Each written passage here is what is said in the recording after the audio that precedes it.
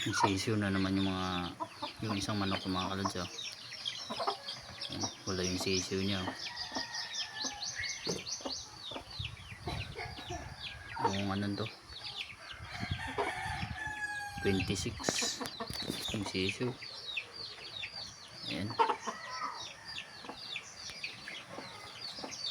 Tapos ito yung sisiw ng isa nating manok nung March 5. Malalaki na sila 5 piraso. Ayan. Tapos yung may sisiw kanina mga kalods na 8, ito yung una niyang sisiw. Ayan, nabutan pa siya nito. Nabutan pa siya ng 5 nito. Halos mas kasing laki na sila.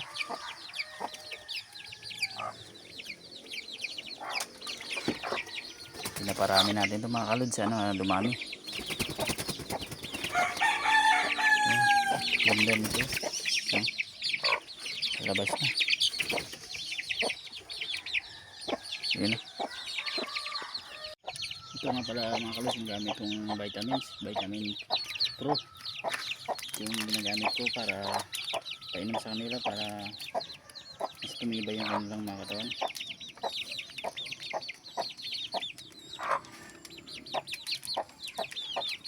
1 liter lang ito mga kalods. Yung ginagamit ko pang tubig sa kanila. Tulad nito. Ito.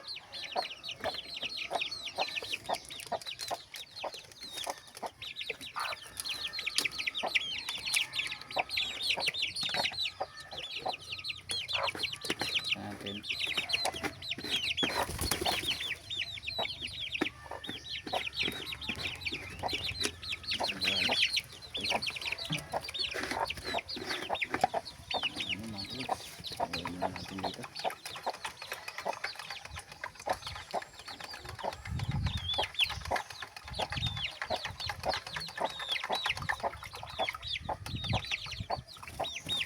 Sayang din kasi mga kalods, napaparami tayo ng manok, mamamatay lang. Kaya ito, palagaan natin ng sumanda yung katawan nila.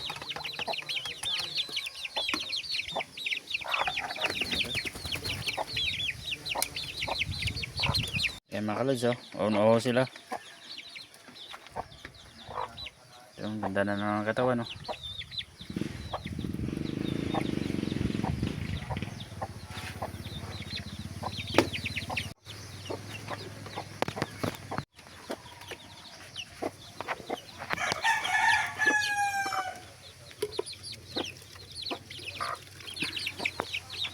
Ayan din yan mga kalods. Ayan, ang ganda ng mga katawan nila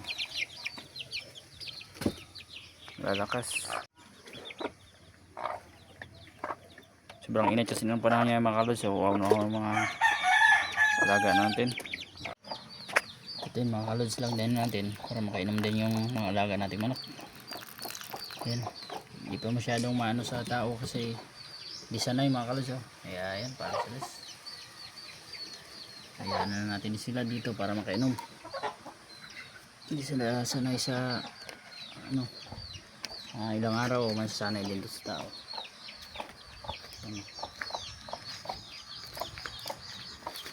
Para makainom sila sa sobrang init ng panahon.